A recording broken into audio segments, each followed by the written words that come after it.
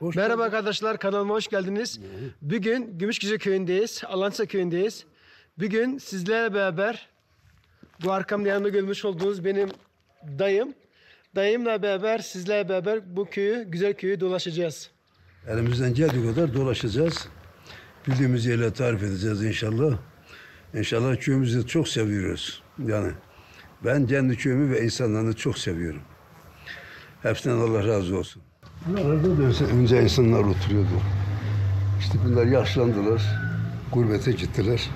Büyüklerimiz Allah'ın rahmetine kavuştu. Gençler de gurbete gidince işte böyle harabe oldu. Aslında bunların hepsi tarihi bir bina. Yani geçmişi hatırlatıyor bizlere. Ama kader bu. Kader insanlarımızı hep gurbete gönderdi. İşte elbette ki köyümüzü özlüyoruz ki ben bu köyde doğdum, bu mahallede büyüdüm. Burada oyun oynadık arkadaşlarımızla. Ve benim emsallarım hepsinin birçoğu Allah'ın rahmetine kavuştu. Bütün geçmişlerimize Allah rahmet etsin. Amin. İşte kader bu. Bir gün de elbette ki biz de buradan göçeceğiz. Böyle buradan karşımayı da işte ya tepeden çekersin ya buradan karşı mahalle. Dedelerimizin camisi karşı mahalledeydi. 1950'de bu tarafa cami yapıldı. Ya ondan sonra da cami. Asıl köyün kuruluşu oradaydı değil mi? Kuruluş oradaydı. Yani eski köyden buraya çıkılmış ama esas merkez orasıydı. Bu mahalle sonradan insanlar. Arkadaşlar bu karşı tarafta gördüğünüz büyük binalar işte orayı diyor dayım. Eskiden ilk merkez orasıydı. Evet.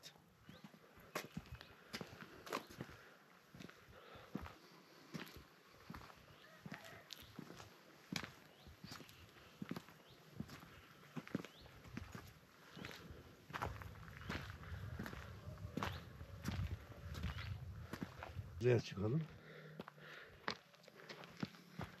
Ve bu arada arkadaşlar Kerkit videosu da gelecek. Kerkit için de ayrı bir gün belirleyeceğim, gideceğim. Ve oradan da Kerkit'i de çekip YouTube'da paylaşacağım. Burada çıkarız okul yönünden yukarı. Burada Geze köyün içine doğru geldik. Yukarı çıkalım.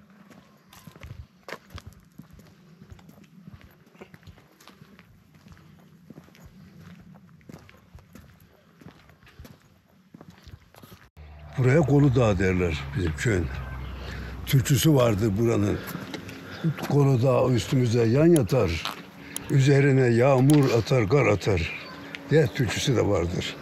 Ama ben tabii Türkçeyi bilmiyorum. Dayı yine iyi sözleri söyledin mi? Burada ilkokuldu.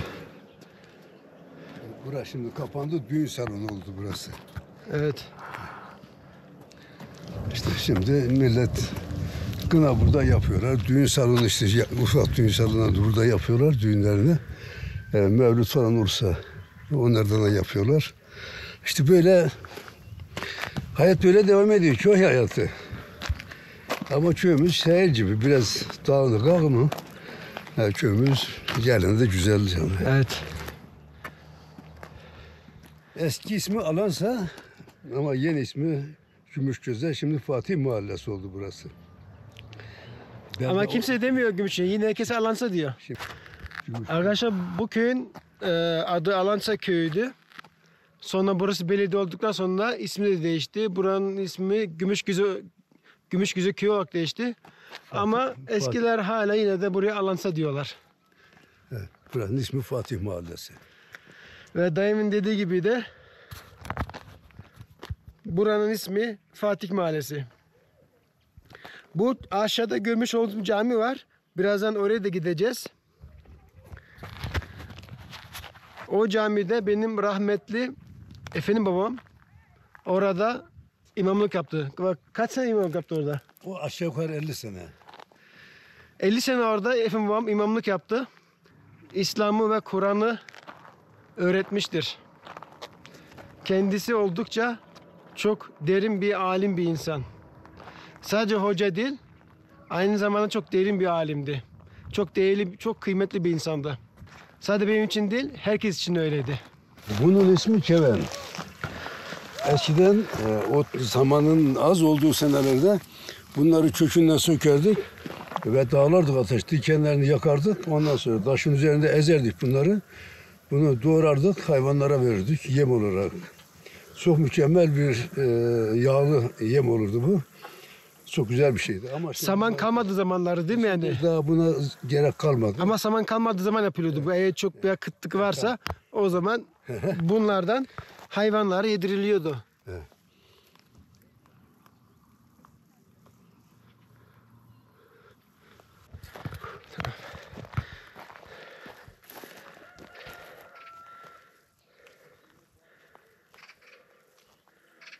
Ev var ya, Evet, sarı. minarenin bir sarı ev, balkonu var orada. Onun o taraf, bu tarafında bizim dedelerimizin şeyi var. Mehmet Efendi'nin babasının yeri oradaymış. Ha. Oradan inmişler bu aşağı Kartot Güldür ya bu tam aşağıda bu çukura. Yolun kenarı hayli görünüyor ya, yolcunun aşağıda. Evet. O yolun oraya inmişler. Ondan sonra da ben Mehmet Efendi'nin babası Mehmet Efendi çalıştırmış yazın, kışın atarmış kapıya. İşte ona da köylüler tutmuş bizim evlerin yerini dedemin babasına vermişler. Ha. Yani Hasan dedemin Mehmet Efendi'ye vermişler. Mehmet Efendi de o zaman çok büyük bir alimmiş. Yani çok meşhur, öyle anlatıyorlar. Yo, doğru canım. Ben yetişkin değilim ama dedeme de yetiştim ama bir yaşındayken dedem vefat etmiş. Allah rahmet eylesin. Allah bütün geçmişlere bir rahmet etsin. Amin. İşte mahalleyi çekebilirsin. Orası şimdi Göztepe Mahallesi. Karşı taraf değil mi Göztepe Mahallesi? Orası da Göztepe Mahallesi. Ve onun arkasında da bir göz var, düğün merkez. Orası da çok güzel yapıldı. İnşallah oraya da gider çekeriz. İnşallah dayı. Orası da güzel manzaralı biri yapmışlar. İnşallah. İşte. O karşı taşın ismini biliyor musun? Tepedeki bayrak var bak orada. Bak, Ha, tabii gördüm. orası da Keçi Kayası derler. Tamam. Arkadaşlar siz şu an göremezsiniz çünkü elimde GoPro kamera olduğu için yani fazla zoom yapamıyorum. Bu en tepede orada bir bayrak dalgaları ben bile buradan zor görüyorum. Orası neydi adı orası? Keçi Kayası. Orasının adı Keçikaya. Burası bu mahallenin meydan alanı işte. Otobüs falan taksiler buraya geliyorlar. Burada çeşme var. Ve fırın var burada. Burada işte vatandaşlar birleşiyorlar. Burada da az aşağıda da kahve var. Şimdi kahveye doğru gidiyoruz inşallah. Belki birkaç arkadaş buluruz. İşte çeşmeyi de çekebilirsin. Meydanlık burası. Köy. Aynen burası Çeşme'de. Ama hanımlar var şimdi orada girme buraya. Otobüs de burada zaten.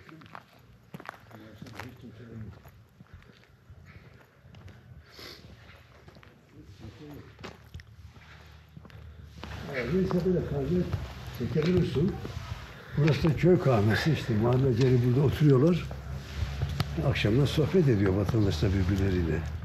Arkadaşlar şu an köyde kimse yok çünkü köylüler genelde öğlen vakti hatta sabah erkenden Kelkit'e gidiyorlar. Orada işlerini görüyorlar. Akşamüstü de köyde oluyorlar. Şimdi arkadaşlar bu köyün insanları sabah kalkıp Kelkit'e gidiyorlar ve öğlene kadar öğlen sonlara da orada oluyorlar. Birçok kişi orada işini görüyor, işleri oluyor ve akşamüstü de herkes köye geri dönüyor. Onun için bu öğlen vaktinde köyde genelde kimse olmuyor. Herkes Kelkit'te.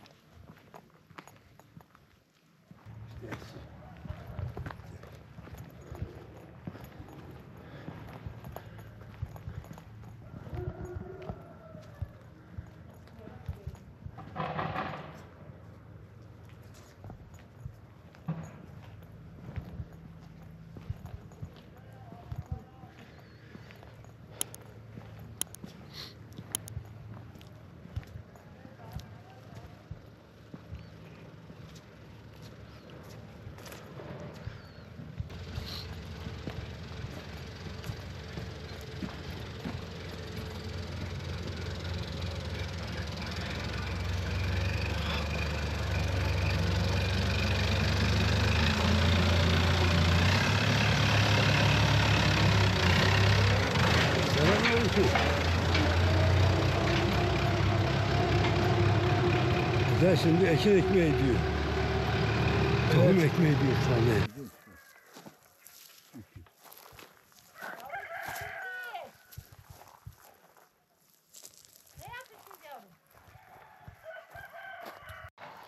Arkadaşlar şu karşıda aşağıda görmüş olduğunuz orada da bizim mezarlıklar var.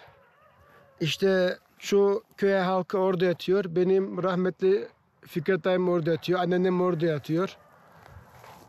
Yaşar abim, ondan sonra Yakup abim rahmetli orada yatıyor. Yani birçok köy halkı eskilerden orada yatıyorlar. Mekanları cennet olsun.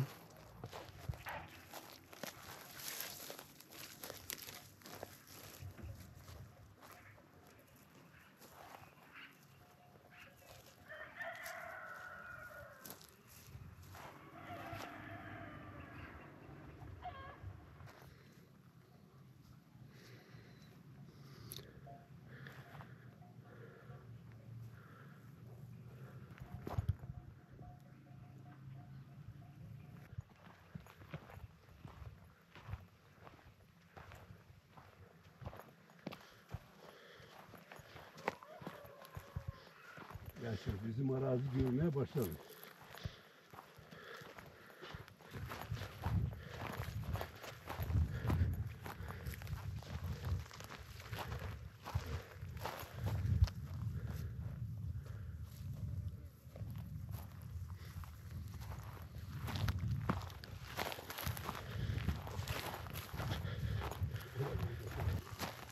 İşte Türkçe buradan şöyle, işte o Türkçe buradan Kıran'a çıktım baktım yazıya. Yiğit olur Alansan'ın beyleri. İşte o arazi, gördüğün arazi bu mahallenin bir seneki arazisi. İkinci sene de şu sol taraftaki arazi ekiliyor. Şu herce olunmaz yerler ekiliyor. Nazası olan yerler. İşte köyümüz yani alan olarak yani Çelçik Gümüşhane'nin en büyük köyü ve arazisine sahip olan aşağı yukarı 900 küsür senelik bir mazisi olan, eski ismi Alansa, yeni ismi Gümüşgöze köy olarak değiştirildi. Ve gördüğümüz şu yazıda önceden Ala Kilise isminde bir kilise varmış. Ve Alansa ismini de tahminen o kiliseden almış önceden. Buralar biliyorsunuz Bizans'a ait olan bölgelerde değil mi? Onu sen daha iyi anlatırsın. Da onu ben bilmiyorum valla. Ya. Bizanslar buralar hep Rum Bizanslılar. Tabii canım tabii. İşte o görünen yer zaten Kelkit ve oralarda Kelkit köyleri, bu araziler. İşte o karşı tepeye Çallık deriz biz oraya. Oralarda Hoçalar, Gamboz ve öyle isim geçti. Burası eski köy. Eski köymüş şu aşağıda görünen sürülmüş arazilerin olduğu bölgeymiş. Ondan sonra buraya orası. taşındılar. Evet. İlk kuruş orası. Ondan sonra buraya taşımışlar. Neden? Artık düşmanın... Arkadaşlar şu ileride sürülmüş bir tarla var. Eskiden orasıymış. Köylüler orada yaşıyordu. Sonra bir zaman sonra buraya taşındılar. O karşı işte oraya taşımışlar. O mahalleye. Aynen. O karşı mahalle aynen. İşte bu kadar. Burası da halı saha. Aşağı görünen yer güzel, büyük güzel halı sahamız var burada. Tabii her tesislerin hepsi var ama buradan görünmüyor. Nerede çek görünsün. Arabeler. Eski Kıran mahallenin eski oturanları, yaşları burada oturuyorlardı. Buralar bak işte oralar şimdi hep sahipsiz ve yıkılan peyler işte. Pey oldu. Boş arsa haline geldiler.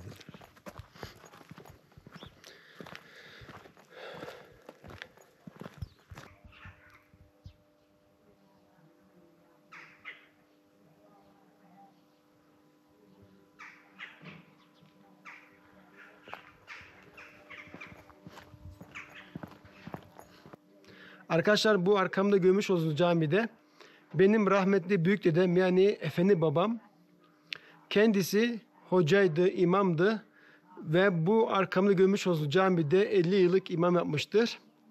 Kendisi sadece hoca değildi, aynı zamanda derin bir alimdi, çok derin bir hocaydı. Bu benim için öyle değil sadece. Buradaki tüm köy için de öyle. Bütün köylüler benim Efendi babamı iyi bilirler ve iyi tanırlar. Neticede buradaki birçok insanı zamanında Efendi babam okutmuştur.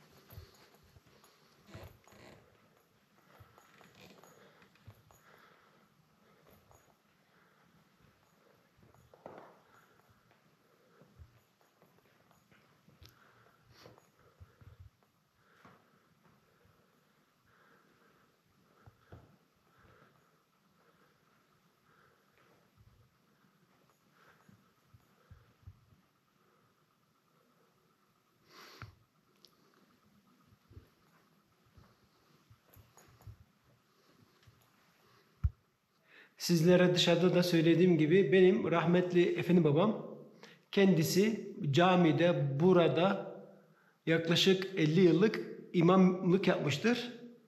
Ve onun dedesi de aynı zamanda o da büyük bir imamdı.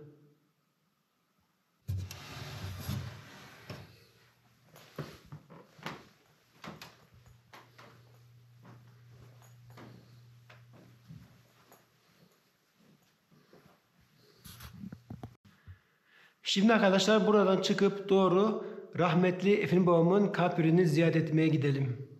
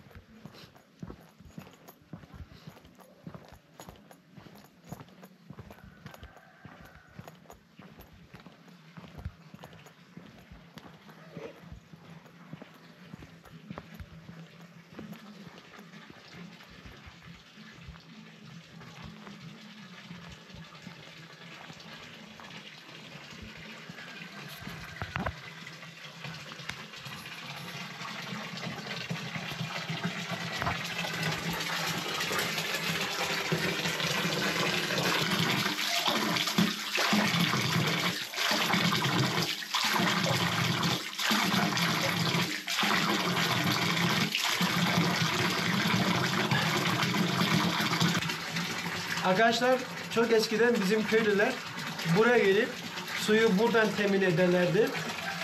Suları burada doldurup omuzlarıyla eve kadar taşırlardı.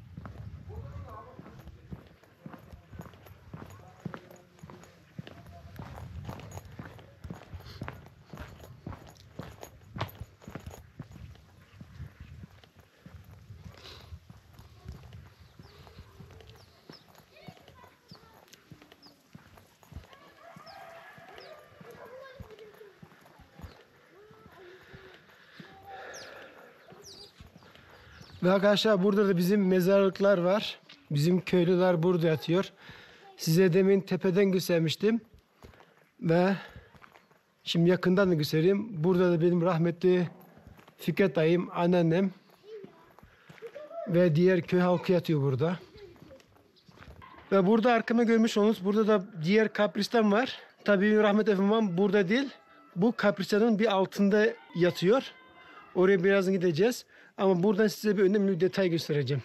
Şimdi arkadaşlar, imam camide nerede olur? İmam cemaatin önünde olur. Değil mi? Şimdi buraya bir dikkat edin. Burada kabir halkı yatıyor. Hepsinin bir cemaat halinde düşünün. Sıra sıra yanına yatıyorlar. Ve bu en aşağıda, orada benim efendim babamın kabri var. O da orada yatıyor. Yani gömmüş olduğunuz üzere efendim babam yine bir imam olarak cemaatin önüne geçmiş. Nasıl ki camide imam olarak cemaatin önüne geçtiyse efendim babam, burada bile bu kabir halkının imam olarak önüne geçmiş. Şimdi rahmetli efendim babamın yanına geldik. Onun kabrinin yanına geldik. Kendisi burada yatıyor. Kabri buradadır onun. Efendim babam vefat ettikten birkaç sene sonra ben ve annem birlikte annemle beraber efendim babamın mezarını yaptırdık. Şimdi burada ne yazıyor? Efendi Baba Hazretleri alimin ölümü gibidir. Doğum tarihi 1926. Ruhuna Fatiha.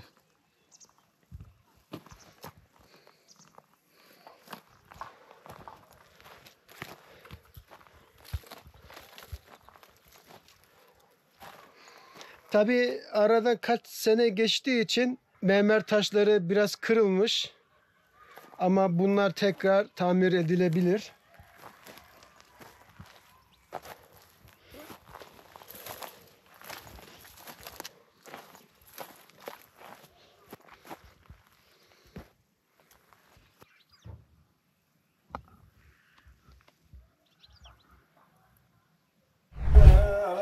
Gider posta posta, acılar gider posta posta, burada kalır yasta. Ya Muhammed isteyi, aşkın ile yanar ümmet. Ya Muhammed bizi isteyi, aşkın ile yanar ümmet. Senin aşkın öter, şehri Medine'de yatar, aşkın ile yanar ümmet. Şehri Medine'de yatar, aşkın ile yanar ümmet. Aşık Hasan söyler bunu, Aşık Hasan söyler bunu, vücudumda yanar teni. Bari azad eyle bizi, aşkın ile yanar ümmet. Bari azad eyle bizi, aşkın ile yanar ümmet. Allahümme sellem Muhammed Muhammed.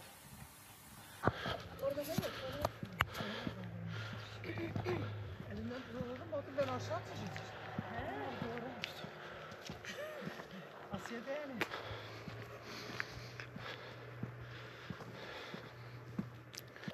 Şimdi göze doğru gidiyoruz. Bir de sizlere oraları göstereyim. Bir de oraları gezdiririm sizi. Şu an bulunduğumuz yer Büyük Mahalle. Yani eski ismiyle Büyük Mahalle.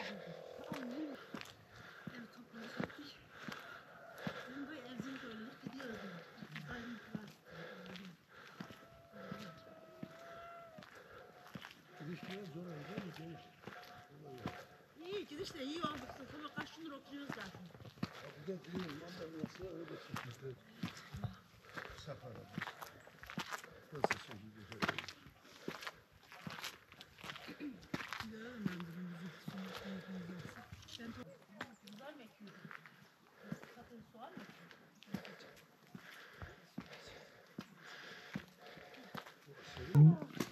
Burada gördüğünüz üzere bayağı yıkık dökük evler de var. Buraya yeni binalar yapılmış olsa bile yeni nesiller maalesef ve birçok yıkılmış, terk edilmiş evler de var. Sahipleri yok.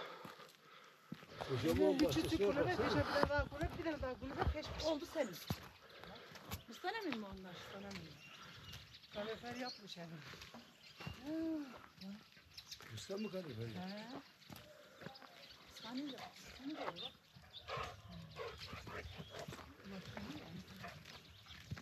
Bunlar gayet uğraşır. O kadar küçük.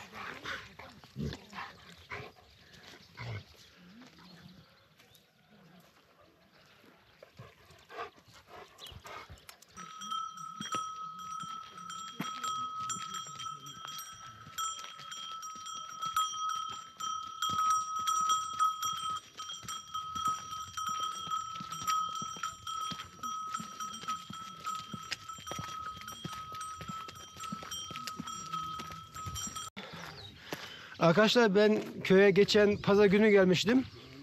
Ve bugün günlerden Perşembe. Yarın da Cuma. Ve Allah izniyle Cumartesi günü Erzincan'dan İstanbul'a uçacağım. Ondan sonra İstanbul'dan da Almanya'ya uçuyoruz. Geldiğimde böyle köy bayağı sıcaktı. 25-30 derece arası vardı. Ama köy olduğu için gündüzleri sıcak olsa bile akşamları serin oluyordu, soğuk oluyordu. Tabii ki ceketimiz, yeleğimiz var. Hani köyü bildiğimiz için önlemimizi aldık tabii ki.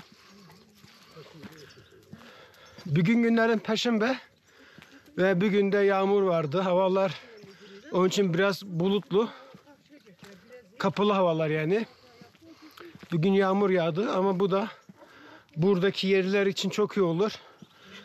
Çünkü tarlaları sürmesi için tarlaların tekrar bir yumuşaması lazım.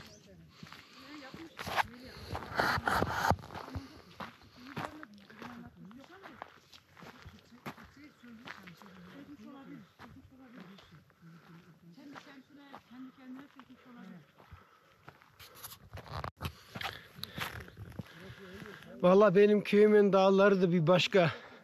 Köyümün dağları bile bir ayrı güzel. Ne kadar da yurt dışında yaşasak bile insan buraya geldiği zaman ben buralıyım diyor. Yine de insan kopamıyormuş köyünden. Hani bir türkü vardır ya, gitmesek de görmesek de o köy bizim köyümüzdür diye. Aynen öyle işte. Bu köy yine bizim köyümüz. Köy güzel ya, köy hayatı güzel. Burada kafa dinlemek güzel. Burada temiz hava soluyorsunuz. Aha, kangal geldi.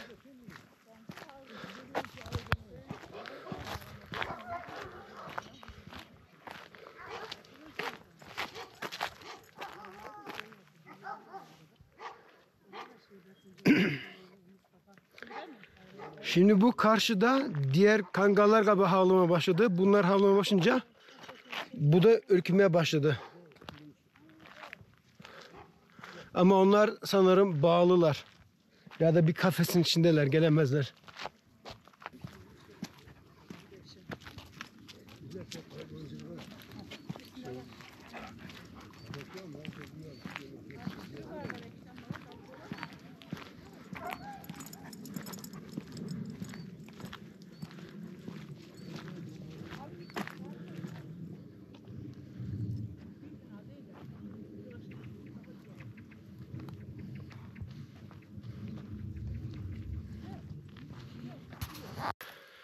Evet arkadaşlar, Güzel'e geldik yaklaşık daha doğrusu ve ben bu Güzel'e gelmeli epey bir zaman da oldu. Kaç sene geçti aradan.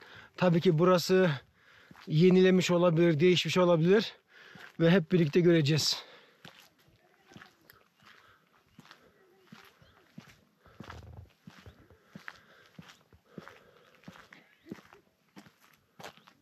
Buralar değişmiş, yani burada cami var ve 2 tane ev görüyorum, hatta 3 tane ev var burada. Bu duvarlar bile eskiden yoktu. Bu da nereye gidiyorsa artık.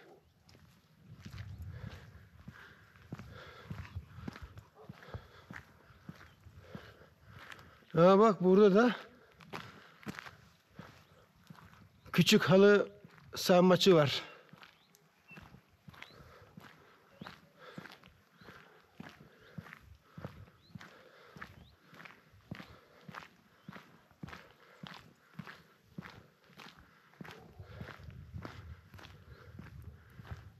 Burası epey değişmiş ya. Burada oyun parkı yapılmış. Çocuklar için park yapılmış. Burada oturmak için yer yapılmış. İşte burası da Gümüşgüze Belediyesi 2021.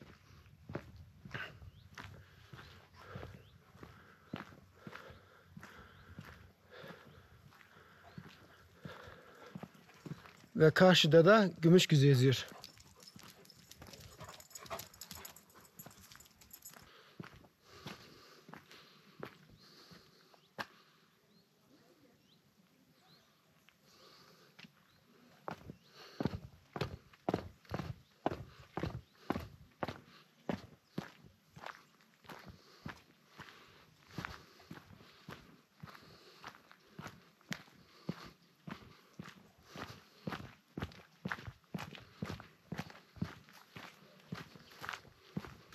Aşağıda da su sesi geliyor.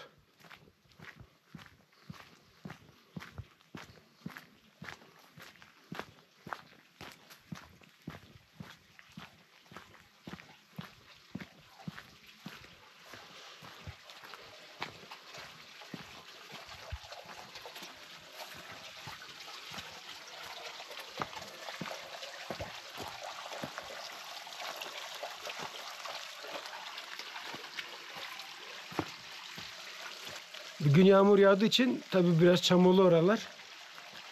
Ama gayet de güzel yapmışlar buraları.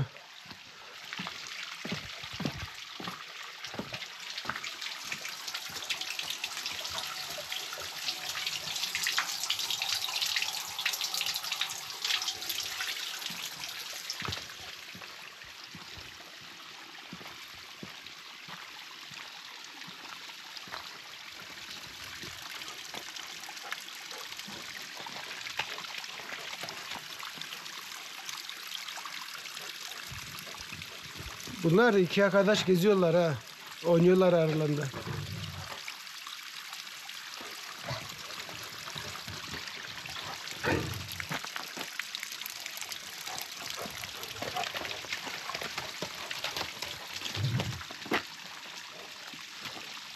Şu an be, yolunu kesiyor.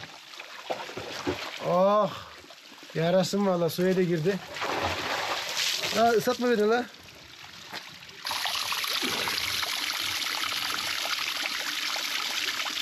Arkadaşlar gördüğünüz gibi burada her şey değişmiş.